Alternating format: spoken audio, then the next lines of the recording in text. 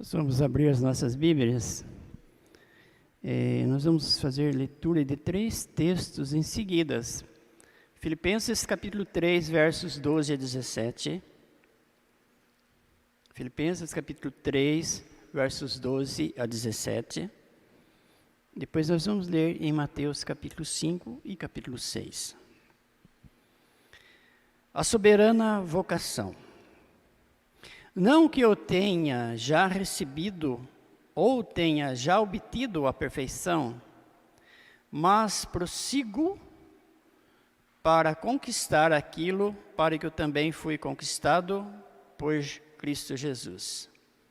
Irmãos, quanto a mim, não julgo havê-lo alcançado, mas uma coisa faço, esquecendo-me das coisas que para trás ficam e avançando para as que diante de mim estão, prossigo para o alvo, para o prêmio da soberana vocação de Deus em Cristo Jesus. Pois todos que somos perfeitos, tenhamos esse sentimento, e se porventura pensais de outro modo, também isso Deus vos esclarecerá. Todavia andemos de acordo com o que já alcançamos. Irmãos, sede imitadores meus e observai os que andam segundo o modelo que tendes em nós. Mateus capítulo 5, dos versos 13 a 16. Vós sois o sal da terra. Ora, se o sal vier a ser insípido, como lhe restaurar o sabor? Para nada mais presta, senão para, lançado fora, ser pisado pelos homens. Vós sois a luz do mundo.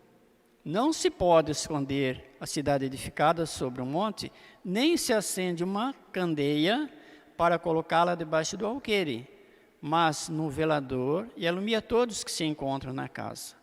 Assim brilhe também a vossa luz diante dos homens, para que vejam as vossas boas obras e glorifiquem o vosso Pai que está nos céus. E o capítulo 6, versos 23 e 24. São os olhos a lâmpada do corpo. Se os teus olhos forem bons, todo o teu corpo será luminoso. Se, porém, os teus olhos forem maus, todo o teu corpo estará em trevas. Portanto, caso a luz que há em ti sejam trevas, que grandes trevas serão. Pai querido, mais uma vez nós queremos que o Senhor esteja falando no nosso coração. Pedimos ao Pai que o Senhor esteja usando desta palavra para nos instruir, para nos animar, para nos esclarecer, ó Pai, no sentido de termos uma vida de comunhão contigo, cada dia mais pleno, ó Deus, que cada dia mais possamos ter uma vida de santidade em crescimento contínuo. Abençoe, ó Deus, nosso coração, abençoe, ó Deus, nossa vida cada dia, para que possamos realmente ser sal e luz. Cuide de nós, ó Pai, precisamos, somos dependentes do Senhor, em nome de Jesus. Amém. Os textos que nós lemos, eu queria destacar quando Paulo fala: eu vou esquecer das coisas que ficam para trás e avançar para as que diante de mim estão. Ele fala: eu prossigo para o alvo. Nós sabemos muito bem o que significa isso. Esquecer das coisas que ficam para trás. Quantas vezes nós ficamos como que remoendo o passado e deixamos de viver o presente e não temos um alvo para o futuro. Isso é possível estar acontecendo na minha vida, na sua vida, quem sabe. Não, mas as minhas coisas estão todas certinhas, eu tenho sim um objetivo. Mas você tem lutado com todas as forças para alcançar esse objetivo. Você tem se orientado pela palavra de Deus de como seguir nesse sentido, nessa direção, nessa vontade de atingir o alvo. Fico imaginando um alvo. Você tem que fixar naquele alvo. Quantos já viram aquela figura de um atirador que atira o alvo e acerta, como nós dizemos, a mosca? Aí aparece um outro atirador e atira em cima da flecha que aquele já atirou e abre aquela flecha no meio. Todos já viram essa imagem. Se nós levássemos um pouquinho mais a sério a nossa vida espiritual, talvez nós tivéssemos um pouquinho mais de consciência do que isso significa. Hoje, por acaso ou não, para quem viu televisão agora à tarde, é um dia histórico. Por quê? Porque foi aprovada a tal vacina que tanto esperávamos. Vamos ficar lamentando o ano 2020? Não.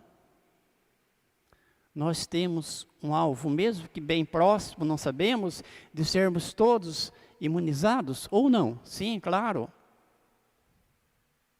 Mas isto é muito pequeno diante de uma vida que nós temos para a eternidade. Sabe o que quer dizer eternidade?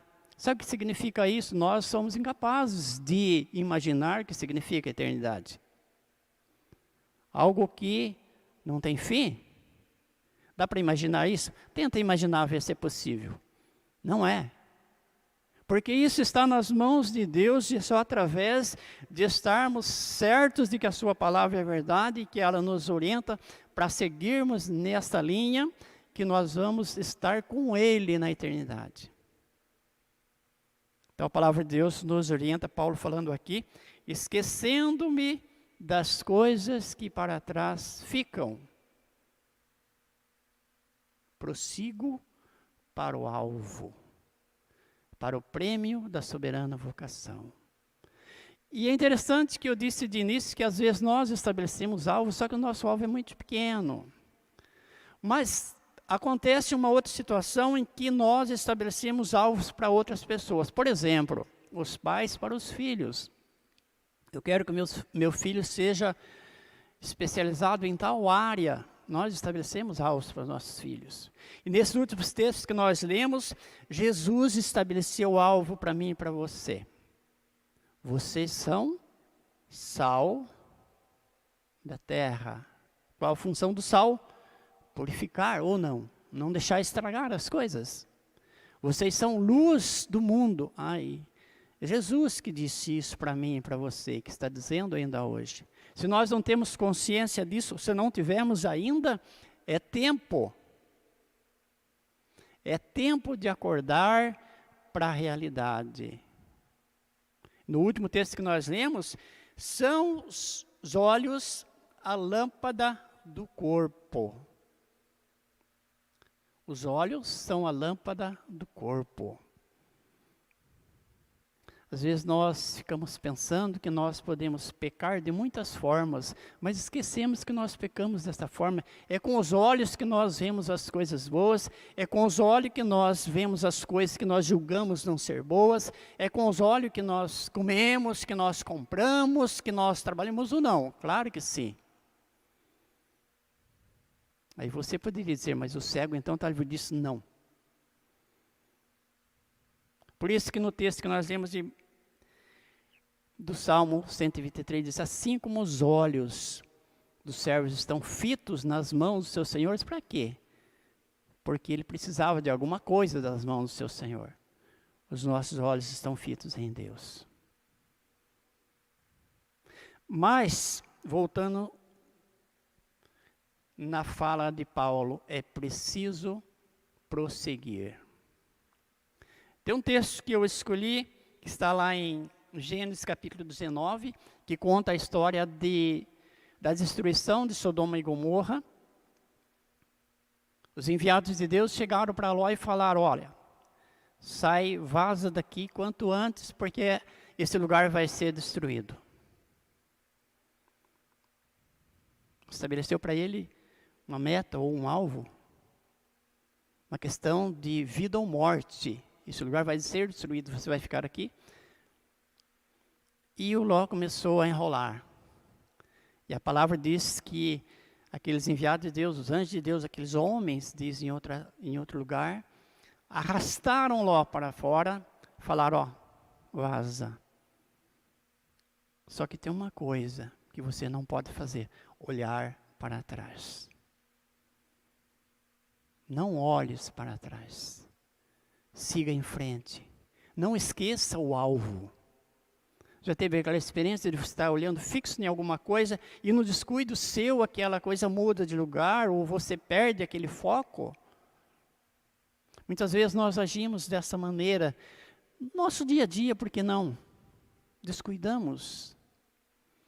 Agora, na vida espiritual, não há margem para o erro. É como um médico. Por que demorou tanto ser liberada essa vacina? Porque eles tinham medo que desse errado, com certeza. Eles não tinham tanta certeza que aquilo ia funcionar, então demorou tanto para acontecer. Na vida espiritual, nós podemos errar. Lá em Ezequiel fala que Deus falando com Ezequiel e mostrando a figura de um atalaia. Ele falou: olha, você é um atalaia. Se você der a palavra, der o aviso, você vai salvar pessoas. Se você deixar de fazer isso, você vai deixar pessoas perecer, mas você também vai pagar por isso. Ele continua dizendo que o justo, nessa mesma sequência, ele pode fazer tudo certinho, mas se ele errar no último passo, ele vai estar colocando tudo a perder. Por isso que disse, não há margem para o erro. Graças a Deus nós temos Jesus como nosso advogado, 1 João capítulo 2, que diz, filhinhos, essas coisas vos escrevo para que não pequeis, mas se você pecar, temos advogado junto ao Pai. Mas Paulo fala também que, então, se a salvação é de graça, Deus está disposto a nos perdoar, Deus é amor para nos perdoar, vamos continuar pecando? Não. Por isso que ele fala, eu prossigo para o alvo. É preciso ter um ponto fixo a seguir. Hoje de manhã, o presbítero Ezequiel falou um pouco sobre a vida de Elias. Um homem que venceu uma multidão de profetas que eram idólatras e depois ele se sentiu angustiado. Sabe o que ele fez? Ele procurou uma caverna e entrou dentro dela. E ficou reclamando para Deus. Ó Deus, não dá mais para viver, só fiquei eu. Eu tenho sido zeloso, veja bem, eu tenho sido zeloso, mas todos querem me matar. Só eu fiquei. O que Deus falou para ele? Falou, então sai daí dessa caverna. Sai daí dessa caverna e põe-se neste monte que eu vou falar contigo. E eu aprendi nesta manhã 2 lições importantes com essa palavra. Primeiro, dentro de uma caverna você não vê nada. Dentro de uma caverna você tem um mínimo de reação. Mas no monte, você vê longe. Você tem visão das coisas. Você pode enxergar o alvo.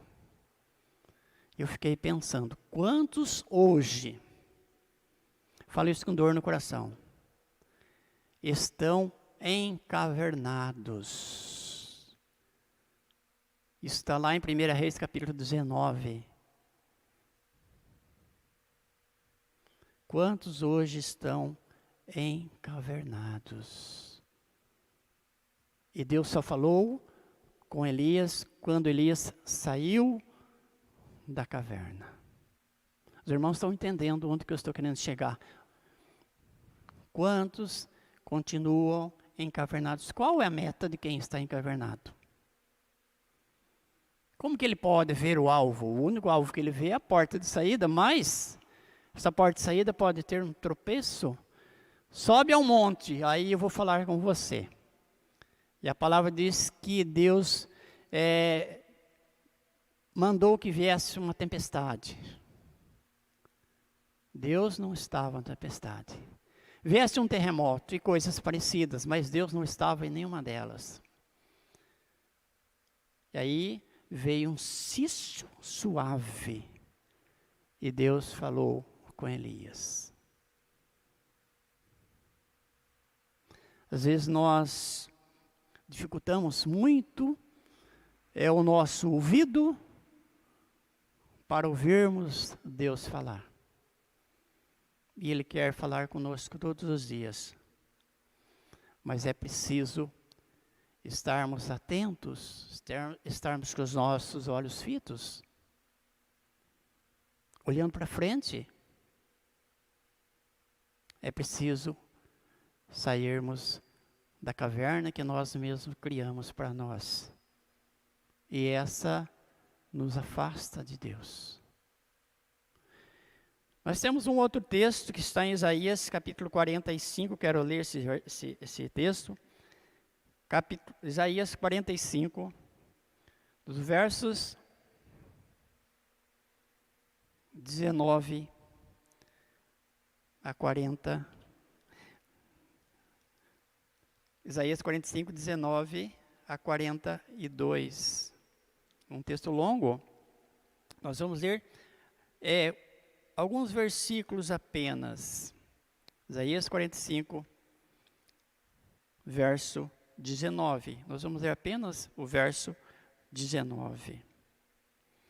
Não falei em segredo, nem em lugar algum de trevas na terra. Não disse a descendência de Jacó, buscai-me em vão. Eu, o Senhor, falo a verdade e proclamo que é direito. Congregai-vos e vinde, chegai-vos, todos juntos, vós que escapastes das nações. Nada sabem os que carregam o lenho das suas imagens de escultura e fazem súplicas ao Deus que não pode salvar. Nós temos experiência de vivermos com Deus. Eu falei versículo até o 42, mas não é, 22. Nós temos experiência, mas muitas vezes os nossos ouvidos parecem que estão mais ou menos. É pior que se tivesse surdo de vez. O verso 22 diz: olhai para mim e sede salvos, vós todos os termos da terra, porque eu sou Deus e não há outro. Olhai para mim. Quando Jesus estava sendo crucificado, aquele Pedro que era o valentão, que era o disposto da turma, que tomava a frente, negou Jesus. E a Bíblia diz que Jesus olhou para Pedro. E Pedro caiu em si. Falou: nossa, o que eu fiz? Neguei aquele que eu prometi com juramento que não negaria. E agora? Jesus fixou em Pedro. E como o cântico que nós cantamos, acredito que ele olhou lá dentro do coração de Pedro e tocou no coração de Pedro. E é preciso que a palavra de Deus faça isso no nosso coração. Lá em Hebreus fala que a palavra de Deus é como uma espada de dois gumes, que é capaz de dividir juntas e medulas e discernir o propósito do coração. Então, nós temos um alvo, que é estarmos com Jesus. Mas Jesus colocou alvos para que nós pudéssemos estar seguindo, sermos luz, sermos testemunhas. No texto de Mateus 13, no verso 16, o que ele diz mesmo? Vamos voltar lá, Mateus 13, 16.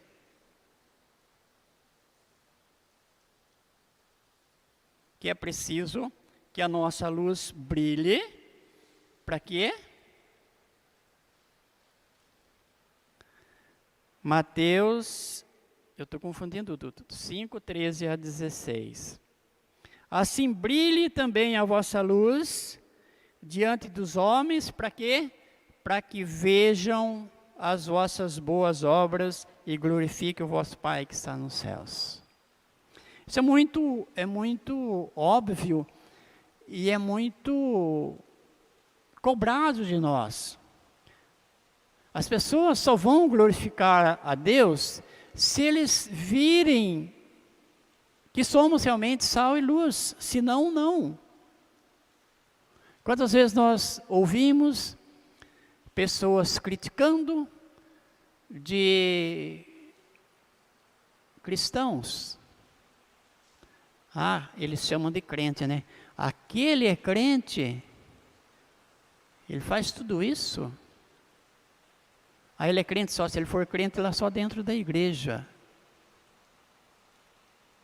Mas não foi essa a proposta que Jesus faz, o que ele fez, quando disse que nós somos sal e luz e precisamos brilhar, e precisamos fazer com que as pessoas vejam que realmente somos transformados e que vivemos numa expectativa que nem todos podem compreender. Na lição de hoje nós aprendemos que só vão entender as coisas de Deus aqueles que têm o Espírito de Deus. Então vamos clamar pela misericórdia de Deus. Os textos que nós lemos falam isso. Para que Deus esteja moldando as nossas vidas conforme a sua vontade. Aí sim nós vamos ser pessoas que realmente produzam os frutos que Deus espera de nós, de outra sorte não. Eu quero ler mais um texto, está em Miqueias, no capítulo 7. Miqueias, no capítulo 7, a partir do verso 2. Pereceu da terra o piedoso, e não há entre os homens um que seja reto. Todos espreitam para derramar sangue, cada um caça seu irmão com rede.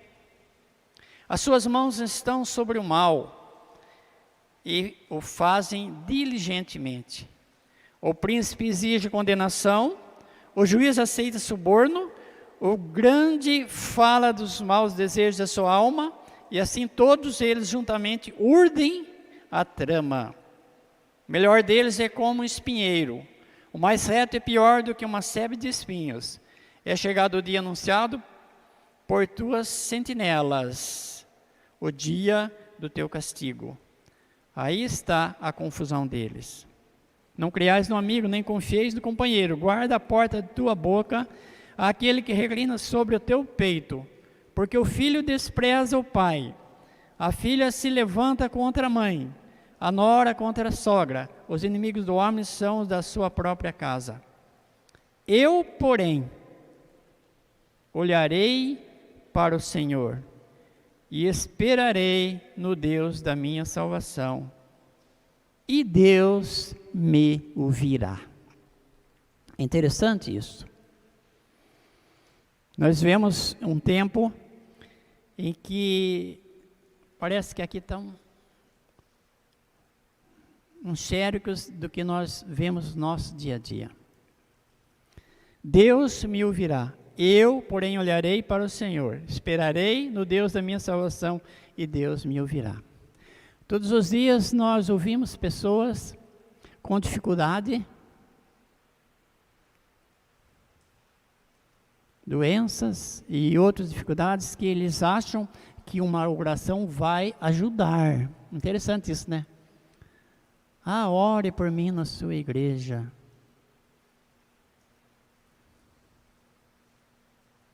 Fulano pediu oração. Se ele está acamado, é claro que nós devemos orar por ele. Mas muitas vezes não está. Parece que as pessoas não entendem. Nós somos servos de Deus, intercessores, precisamos fazer isso sim. Mas é preciso que aquele que está necessitado olhe para o alvo.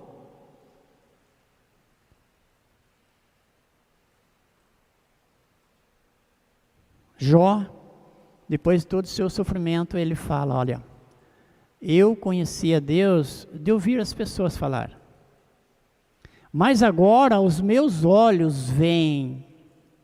É diferente.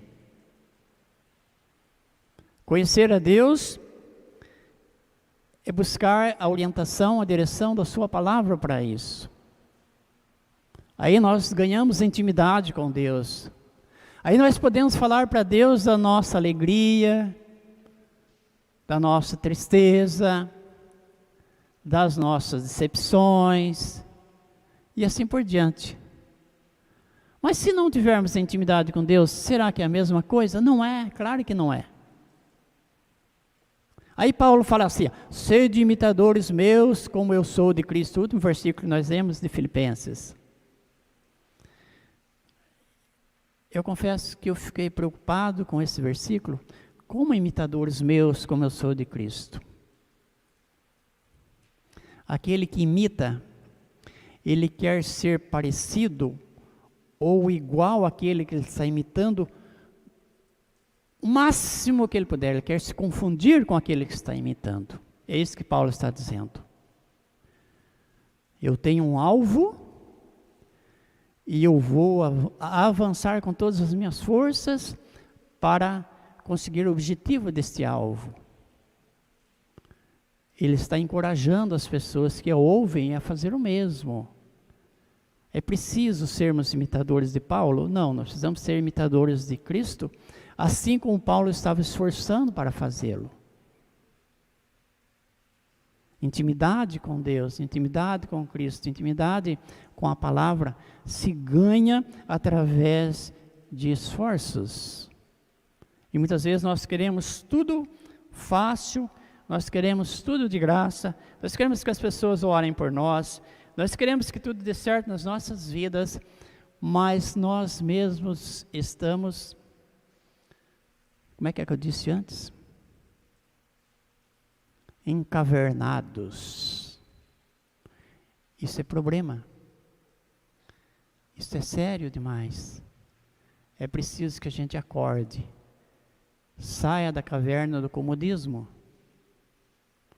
Saia da caverna da preguiça. E tem uma lista de adjetivos que a gente pode colocar aqui. Mas lá em Hebreus capítulo 12, verso 2 diz assim: olhando firmemente para o autor e consumador da fé, Jesus, o qual em troca da alegria que lhe estava proposta, suportou a cruz, não fazendo caso da ignomínia, e está sentado à destra do trono de Deus. Considerai, pois, atentamente aquele que suportou tamanha oposição dos pecadores contra si mesmo, para que não vos fatigueis desmaiando em vossas almas. O único recurso que nós temos para vencermos as dificuldades que estão no caminho do nosso alvo é olhando firmemente para Jesus. Paulo fala que para alcançar um alvo é preciso renunciar a algumas coisas. Nem sempre nós estamos dispostos a renunciar à nossa caverna, né?